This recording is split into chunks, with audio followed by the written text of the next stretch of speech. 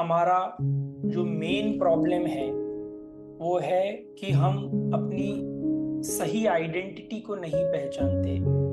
और क्योंकि हम अपनी सही आइडेंटिटी को नहीं पहचानते, इसीलिए हमारे मन में अलग अलग प्रकार के डिल्यूजन मतलब मोह, ये आते रहते हैं। भगवान श्री कृष्ण अर्जुन को जो सबसे पहला सबसे बड़ा डिल्यूजन है कि हम सब लोग मानते हैं कि हम ये शरीर है, और इस मेन डिल्यूजन के कारण हमारे बाकी के सब प्रॉब्लम शुरू होते हैं। तो भगवान श्री कृष्ण अर्जुन को ये बताने की कोशिश करते हैं कि तुम ये शरीर नहीं हो, तुम एक आत्मा हो, और तुम्हें हर एक परिस्थिति में अपना स्वधर्म करते रहना चाहिए।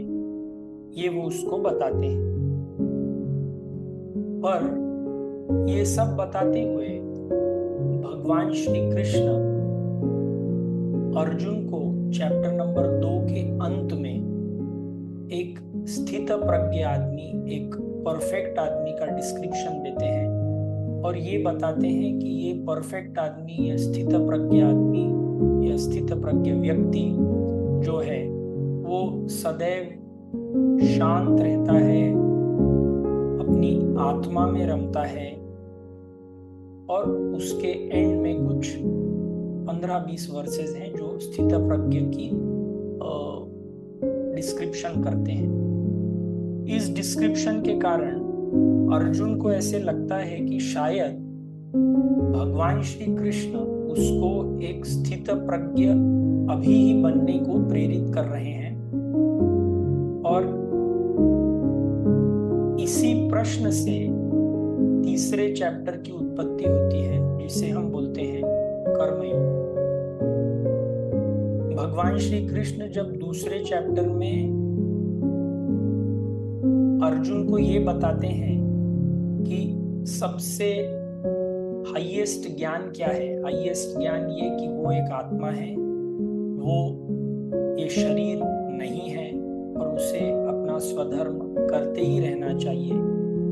तो अर्जुन को ये समझ में नहीं आता कि जो चीज बताई जा रही है वो उसको में भी